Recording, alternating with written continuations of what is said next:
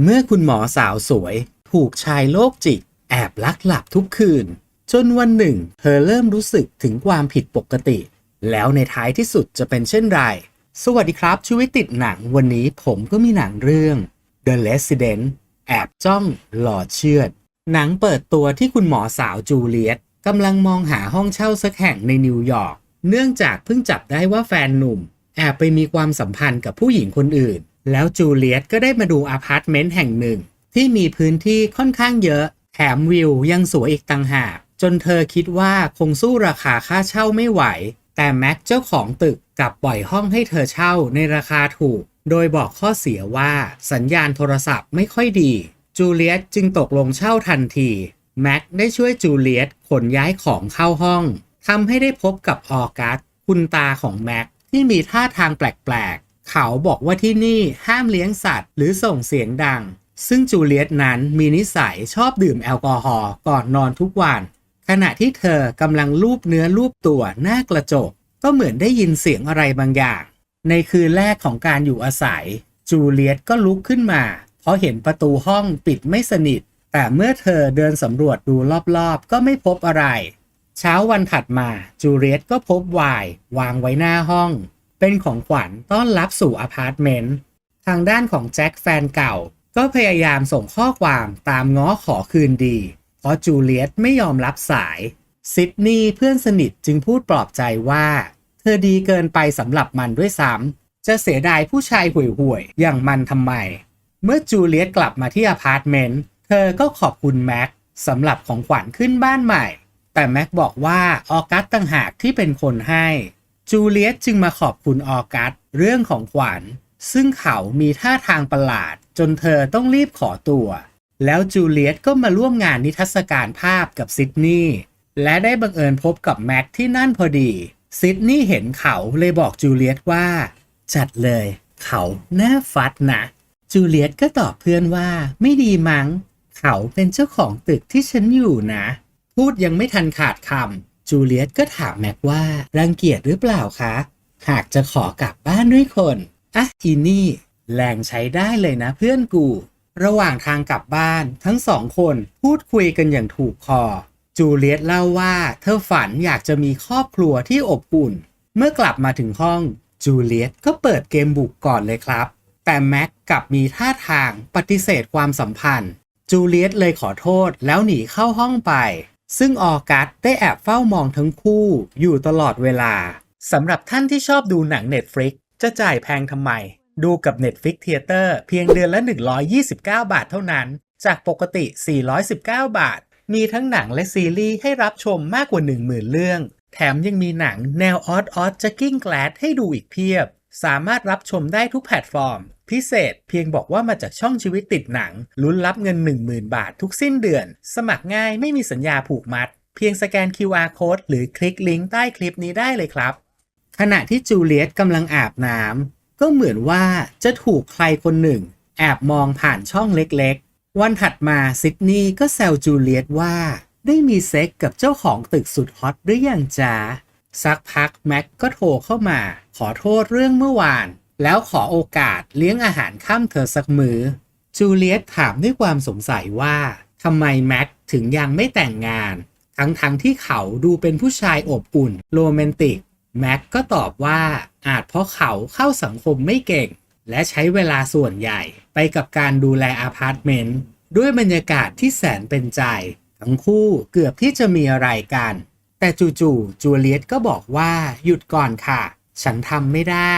เพราะเธอยังไม่สามารถลืมแจ็คคุณเข้าใจใช่ไหมแม็กก็ตอบว่าผมเข้าใจก็บ้าแล้วอ่อยกูซะขนาดนี้แม็กนั้นแทบคลั่งที่ถูกจูเลียตปฏิเสธแล้วหนังก็เล่าย้อนว่าความจริงแม็กเคยเห็นจูเลียตที่โรงพยาบาลมาก่อนเขาชอบเธอตั้งแต่แรกเห็นและเมื่อแม็กเห็นประกาศว่าจูเลียตกำลังมองหาห้องเช่าแม็กจึงโทรตามเธอมาดูห้องที่อพาร์ตเมนต์นอกจากนั้นเขายังแอบสะกดรอยตามจูเลียตไปอย่างงานนิทรรศการและตั้งใจชนเธอโดยแสดงว่าทั้งหมดเป็นแค่เรื่องบังเอิญซึ่งภายในห้องที่จูเลียตอาศัยอยู่มีอีกห้องที่แม็กเอาไว้คอยแอบดูเธอตลอดเวลา ทางด้านของออกัสก็รู้ถึงทุกสิ่งที่หลานชายกำลังคิดจะทำจึงพยายามจะเตือนสติเขาแต่มันก็ไม่เป็นผลเพราะตอนนี้แม็กข้างจูเลียตอย่างมากเขาแอบตามเธอมาที่ร้านกาแฟแม็กขอโทษเรื่องคืนนั้นโดยบอกว่าตนเองแค่เหงาเลยต้องการเพื่อนเท่านั้นเพื่อจะเล่นตัวแต่จูเลียตดันบอกว่าจริงเหรอคะฉันก็รู้สึกเช่นนั้นเหมือนกันทำให้แม็กรู้สึกผิดหวังมากคืนนั้นขณะที่จูเลียตกำลังนอนหลับเขาได้แอบเข้ามามองเธอใกล้ๆและเมื่อแม็กออกจากห้องไป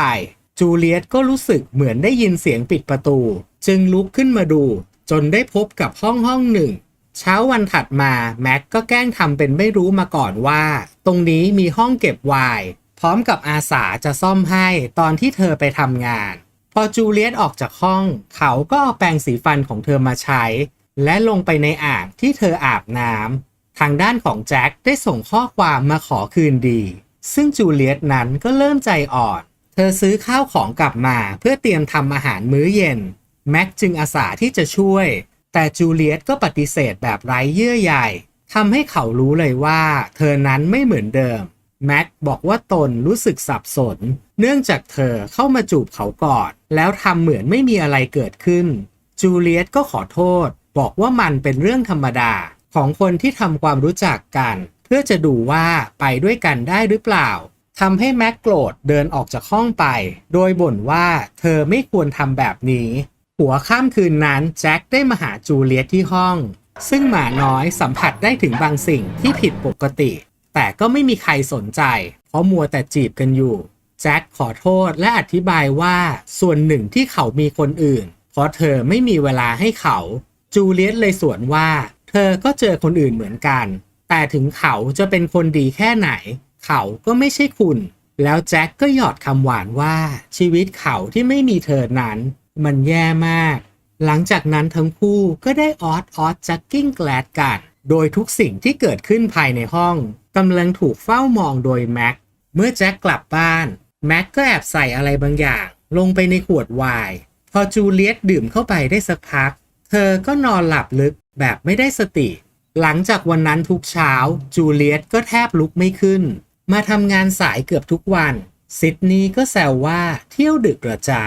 จูเลียตก็บอกว่าเปล่าเพียงแต่เธอรู้สึกว่าที่อพาร์ตเมนต์มีอะไรบางอย่างแปลกๆจูเลียตจึงจ้างช่างมาติดกล้อง2 ตัวภายในห้องนอนและประตูทางเข้าโดยสามารถเช็คภาพได้จากคอมพิวเตอร์ซึ่งแจ็คนั้นไม่รู้เพราะเขาออกไปซื้อของข้างนอกพอดีอยู่มาวันหนึ่งแม็กก็ได้ลงมือฆ่าคุณตาด้วยเข็มฉีดยาเขาแอบติดตามจูเลียตตลอดเวลาและตั้งใจชนแจ็คจนตกบันไดหมดสติเช้าวันต่อมาจูเลียตก็มาเช็คกล้องแต่ไม่พบอะไรคืนนั้นเธอดื่มไวน์ก่อนนอนเหมือนทุกวันแล้วเมื่อเธอหลับแม็กก็เข้ามาขณะที่เขากำลังพยายามจะมีความสัมพันธ์จูเลียตก็เหมือนจะได้สติแม็กจึงรีบฉีดยาเพิ่มเข้าไปทำให้เธอหลับไม่รู้เรื่องจูเลียตตื่นสายเหมือนเคยแต่ครั้งนี้เธอสังเกตเห็นปลอกเข็มฉีดยาอยู่ใต้เตียงแต่จูเลียตก็ต้องรีบออกไปทำงานเพราะสายมากจนไม่มีเวลาดูหน้าจอคอมเมื่อมาถึงโรงพยาบาลเธอก็เจาะเลือดเพื่อส่งตรวจว่ามีอะไรผิดปกติหรือเปล่าทางด้านของแจ็คที่บาดเจ็บสะบักสะบอมได้ส่งข้อความบอกจูเลียตว่าเขาจะไปรอที่บ้านนะเมื่อแจ็คมาถึงเขาก็บังเอิญพบห้องหนึ่งแม็กจึงต้องรีบเข้ามาจัดการแจ็คทันทีทางด้านของจูเลียตพอทราบผลตรวจเลือดก็ตกใจเพราะพบยากล่อมประสาทจำนวนมากเธอจึงพยายามโทรหาแจ็คโดยฝากข้อความไว้ว่าอย่าไปที่อพาร์ตเมนต์จูเลียตรีบกลับมาห้องทันทีและได้เปิดดูกล้องวงจรปิดย้อนหลังทำให้ได้เห็นว่าแจ็คมาที่ห้องแต่ที่หนักที่สุดก็คือเธอเห็นแม็กกำลังล่วงละเมิดลักหลับขณะที่เธอไม่ได้สติเพียงชั่วครู่แม็กก็เข้ามาที่ห้องจูเลียตรีบปิดคอมทันทีและพยายามสงบสติอารมณ์ทำเหมือนว่าไม่มีอะไรเกิดขึ้นแม็กบอกว่าเขาได้ไวน์ชั้นดีมาพยายามชักชวนให้จูเลียตดื่มแต่เธอก็ปฏิเสธโดยอ้างว่าเหนื่อยสักพักแม็กก็เผยท่าแท้ออกมาเขาได้ใช้เข็มฉีดยาแทงเข้าไปที่ขาจูเลียตเธอก็เลยใช้มีดแทงสวนกลับ แม็กจึงต้องรีบหนีออกจากห้องแต่เขาก็ล็อกประตูไว้ไม่ให้เธอออกจูเลียตพยายามร้องขอความช่วยเหลือแต่ในตึกก็ไม่มีใครแถมสัญญาณโทรศัพท์ก็ไม่มีจูเลียตรีบหายากระตุ้นประสาทกินเนื่องจากเธอโดนฉีดยากล่อมประสาทเข้าไปขณะที่เธอกำลังมึนงงแม็กก็พุ่งเข้ามาแต่จูเลียตก็ยังคงเอาตัวรอดมาได้ซึ่งพูดกันตามตรงทุกฉากที่แม็กจะจัดการจูเลียตเธอก็รอดมาได้แบบหวุดหวิดทั้งหมดคือแบบว่าเรื่องนี้กูเป็นนางเอกไงจบนะตัวร้ายอย่างมึงจะฆ่ากูได้ยังไงสุดท้ายนางเอกก็ไปเจอเครื่องยิงตะปูเข้าแล้วพบแจ็คที่กำลังบาดเจ็บสาหัสซึ่งเธอก็ได้ลงมือฆ่าแม็กด้วยเครื่องยิงตะปูแล้วหนังก็จบลงโดยไม่ได้กล่าวว่าแจ็คตายหรือเปล่าโดยส่วนตัวเมื่อดูจบผมมองว่าหนังเรื่องนี้สามารถเกิดขึ้นได้จริงเพราะฉะนั้นสาวๆคนไหนคิดจะหาห้องเช่าหรือบ้านพักอาจจะต้องสำรวจบริเวณโดยรอบให้ดีคุณอาจตกเป็นเหยื่อนอกจากนั้นยังต้องดูว่าผู้ให้เช่าน่าไว้ใจมากน้อยแค่ไหน